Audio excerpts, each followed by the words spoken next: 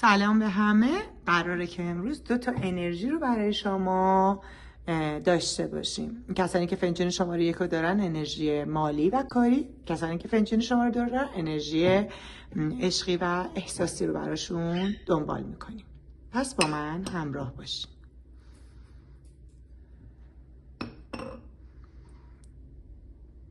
خب این باشه برای دور دوم.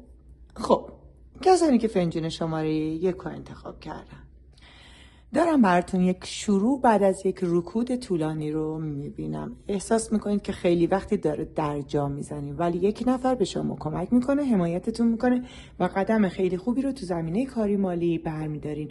یه نفر خیلی سرک کشیده تو زندگی شما و خیلی دنبال اینه که سر از کار شما در بیاره. مراقب باشین که خیلی انرژی این آدم رو براتون مثبت نمیبینم. اگر پول با رقم 1 رو منتظرش هستین، دارم میبینم که طی 4 بعد آینده به دستتون میرسه.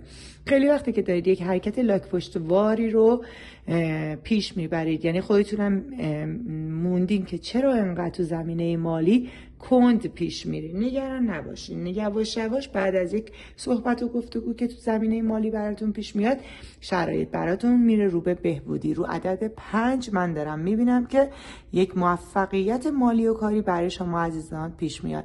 برای بعضی از دوستان دارم سفر میبینم، سفری که خیلی مطمئن نیستید به رفتنش، ولی این سفر براتون با وجود چالش هایی که داره رقم میخوره. یک صحبتی در مورد ملک ویلایی دارم میبینم. اگه کسانی که قصد خرید یا قصد فروش ملک خارج از شهر خودشون و اطراف شهرشون رو دارم میبینم که صحبت و گفتگوش انجام میشه. یک هدفی رو خیلی وقت دنبال کردین، الان وقت زدن تیر به اون سیبل و اون هدف نشونه گیریش قراره که توی این تایم دقیق و درست انجام بشه. دوستان دارم برای خیلیاتون نردبون میبینم، تقریبا رو پله آخری. نگران نباشید، سختی ها تموم شده و شما رو به پیش رفتین. کسی داره براتون هدیه یا کادوی میاره که بابت این هدیه و کادو خیلی خوشحال میشید. مراقب یک آدمی که اطرافتون هست، چشمهای درشت، دماغ خیلی بزرگی داره باشید. خیلی آدم مثبتی نیست در اطراف شما، گرچه ممکنه که در ظاهر دوست هم باشه. یک دوره طولانیه که احساس سنگینی دارین، انگار که به در بسته میخورین، ولی با یک تلفن انگار همه مشکلات شما حل میشه. من دارم برای خیلی از دوستان شتر مرغ میبینم، یعنی من دارم میبینم که شما یک سوددهی یا یک شرایط مالی خوبی رو بعد از یک دوره صبر تجربه میکنین. روی رقم 8 پولی رو که مدت هاست براش دوندگی کردین به دست میارین. برای خیلیاتون دارم معجزه میبینم، علامت کیهانی رو دارم میبینم، مخصوصا برای آقایونی که یه مقدار لاغرندام هستن. تو زمینه مالی دست به دعایید از کسی یا از چیزی که حالا یا از کسی کمک میخواین یا طلبی دارید که دنبالشید. دارم میبینم که آروم آروم تیکه های پولی که داره به سمت شما طی 10 وعده آینده میاد. یک معامله یا یک صحبت و گفتگو با شخصی که از شما کوتاه‌تره خواهید داشت، یا اگر شما قد کوتاهی دارید، ایشون از شما میتونه بلندتر بشه. کلا یه سر و گردن با هم اختلاف قدی دارید دوستان. این صحبت و گفتگو میتونه اولش چالش برانگیز باشه، انگار که شما به اون هدفی که میخواین نمیرسین. یک جدایی، یک فاصله اتفاق میفته، ولی دوباره ارتباطی حالا تو زمینه گفتگوهای مالی انجام میشه که شرایط رو برای شما و طرف مقابلتون بهتر میکنه. یه دعوای مالی دارم میبینم. اگر بحث و صحبت مالی دارید که به درازا کشیده، به بحث و گفتگو رسیده و بعد هم حالا به جنجال کشیده شده، دارم میبینم که یواش یواش اون بحث ها داره میخوابه و صحبت و گفتگو داره جایگزین بحث میشه. برای یه سری از دوستان میبینم که انگار یک سری کار نیمه کاره رو دستشون مونده، انگار شروع کردن حالا به خاطر شرایطی که براشون پیش اومده نصف نیمه مونده. یواش یواش دونه به دونه داره اینها برای شما حل میشه. اگر وسط یک مسیری موندین، این کالاسکه‌ای که یهو چرخش در میره و دیگه هیچ حرکتی نمیتونه بکنه، من دارم میبینم که این افت، این حالا سکونی که باعث شده که شما گیر کنید توی یک شرایط خیلی بد، میتونه تا پایان سال برای شما باز بشه انشاءالله. جشن و شادی و پایکوبی رو دارم برای خیلی از دوستان میبینم و اینکه یک معجزه هم دارم برای کسانی که تو نیمه دوم سال هستن، یعنی متولد نیمه دوم سال هستن. میبینم معجزه‌ای که شما رو بسیار زیاد خوشحال میکنه. خب برم من براتون با کارت ها هم بگیرم و بذاریم که این هم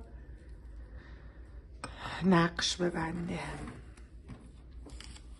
خب دوستان عزیزی که نیتشون کاری و مالی بود، بریم ببینیم که چه اتفاقاتی پیش روشون با کارت ها قراره که نمایش داده بشه. خب بسیار ناراحت و نگرانید. بابت این نگرانی بیشتر بابت شرایط مالی، شرایطی که انگار به خاطرش خیلی تلاش کردید ولی اون بازدهی، اون اندوخته و اون چیزی که برای شما به وجود آورده شما رو راضی نمیکنه، مخصوصا اگر تو زمینه کاری شریکی هم دارید. ولی من دارم براتون پیشرفت میبینم، یک دوره خیلی خوبی داره پیش روتون میاد، یک موفقیت کاری و مالی که میتونه زندگی شما رو روشن کنه و راه و مسیرتون رو روشن کنه، چیزی که میتونه شما رو به پایداری و ثبات برسونه. عین یه رستاخیز میمونه، این چیزی که انگار باعث میشه شما شرایطتون بره رو به تغییر اساسی. یه مقدار احتیاط رو دارم براتون میبینم، انگار که وقته که شما نسبت به یک آدم یا یک موضوع خیلی خیلی تردید دارید و از حالا شاید تو جمع‌هایی که با این آدم بودید نسبت بهش یه مقدار مردد شدید و نسبت بهشون احساسی رو که قبلا داشتین نداشتین و الان خیلی ناامید هستید به خاطر شاید اعتمادی که کردین، میتونه تو زمینه کاری، شراکت یا هر چی باشه. اما نگران نباشید، من دارم میبینم که یواش یواش همه اتفاقات به سمت خوبی میره. برکت خیلی خوبی داره تو زمینه مالی براتون پیش میاد، شما داری به یک شرایط صلح‌آمیز مالی میرسید، چیزی که میتونه برای شما یک برگ برنده باشه.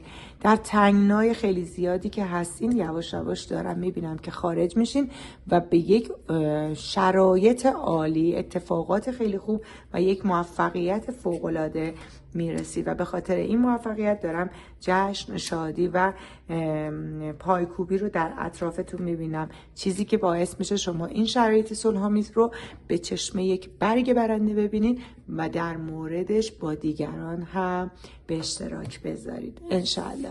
بریم برای عزیزانی که نیتشون احساسی بوده.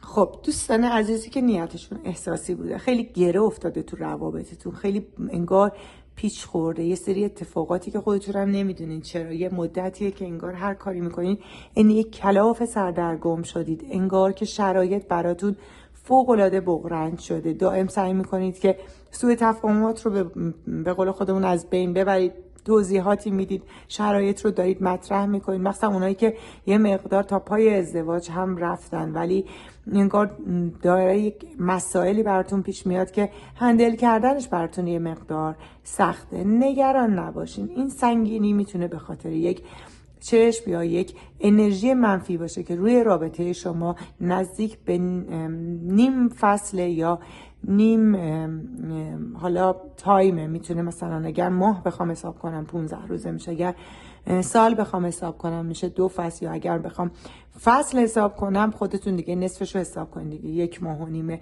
انگار این شرایط یه دوره، یا اگر بخوام آشناییتون رو حساب کنیم از نیمه آشناییتون به این ور این شرایط برای شما داره رقم میخوره. بابتش خیلی استرس دارید، خیلی هرس میخورید، خیلی دارید سعی میکنید از دیگران راهنمایی بخواید و همینطور هم سعی میکنید که شرایط رو جوری نشون بدین که حالا کسایی که خیلی هم نزدیک بهتون نیستن متوجه این اتفاقات یا این شرایط نشن. کسانی که تو اسمشون ش داره، ی داره، ر داره، مثل شیرین، شروین یا حالا اسمهایی که حالا تو همین سیلابه دارم میبینم که تا 20 وقت آینده برای شما شرایط رو به بهبودی میره. حالا میتونه اسم خودتون یا پارتنرتون باشه و دارم برای خیلی از شماها باز شدن یک هویی رو میبینم. انگار که کشتی بخت و اقبالتون به یک جای امن میرسه و یهو شما شاهد یک روزنه امید میشین. انگار بعد از یک شب تاریک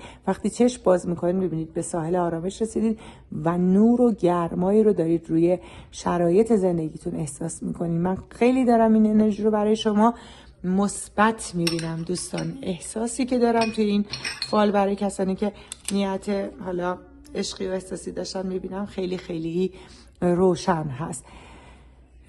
توی یک شرایطی قرار میگیرید که مجبور به انتخاب هستین. حالا این انتخاب میتونه بین خواسته های قلبیتون یا بین اعتقاداتتون یا میتونه بین خواسته ها و آرمان هاتون باشه، ولی مجبور میشید یک سبک سنگینی کنید و بالاخره یک چیزی رو انتخاب کنید. شاید یه قسمت هایش برخلاف میلتون باشه ولی در نهایت چیزیه که حرف شما هم به حساب میاد و یه جورایی انگار حرف خودتون میشه، ولی حالا نه 100%، ولی اونجوری نیست که بگم شکست یا پذیرش فقط از طرف شما بوده. 2 سفر پشت هم میبینم که یک سفر شاید خانوادگی و یک سفر تنها و عاشقانه‌ای رو خواهید داشت. چله و سنگینی رو خیلی از شما عزیزان بوده که در حال خارج شدن. این چله ببینید دوستان دیگه یواش یواش لب فنجونه و سنگینی ها داره از زندگی شما خارج میشه. برای بعضیاتون دارم جشن میبینم. این جشنی که میتونه تا 5 وعده دیگه به رقص و پایکوبی هم ختم بشه. اگر تو زمینه احساسی مشکلات مالی براتون هست برای اینکه بتونین مراسمی بگیرید یا اینکه بتونین شرایط زندگیتون رو احیا کنید یا انجام بدین، دارم میبینم که پول به رقم 11 یا 19 براتون خیلی زود فراهم میشه. کلید بخت و گشایش رو دارم برای خیلی از عزیزان میبینم. این کلید میتونه ببینید چقدر قشنگه سر منشأ یک باز شدن سخت و سنگین برای خیلی از شما عزیزانم باشه. توی مسیر یک جورایی میشه گفت زندگی شخصیتون، این برای کساییه که حالا متأهلن یا نامزدن دارم میبینم، نه اونایی که حالا مجردن یا قصد شروع یک رابطه دارن. برای متأهلین یا اونایی که رابطه های جدی دارن در مسیرشون یک سری بالا و پایین هایی رو میبینم، یک سری حرف و حدیث هایی رو دارم میبینم که میتونه به روابطتون یه جورای خیلی کم آسیب بزنه. بهتره که خودتون خیلی به این روابط و به این اتفاقات دامن نزنین دوستان. یواش یواش حل میشه مشکلات و میره به سمت روشنی و به سمت حل شدن مسائل. نگران نباشین. کسانی که اسمشون 2 سیلابیه مثلا مثل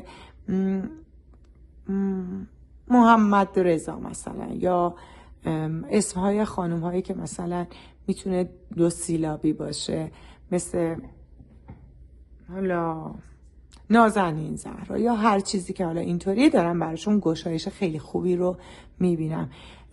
بعد از یک دوره سختی امضای قانونی بالاخره برای شما ثبت میشه. این امضای قانونی چیزیه که شما خیلی وقت منتظرش بودید و من دارم براتون این شرایط رو فوق العاده میبینم. خب برم از نظر احساسی با اوراکل احساسی هم بگیرم ببینیم که فرشته ها چه پیامی رو برای شما عزیزم دارن و نسبت به نیت احساسیتون. خب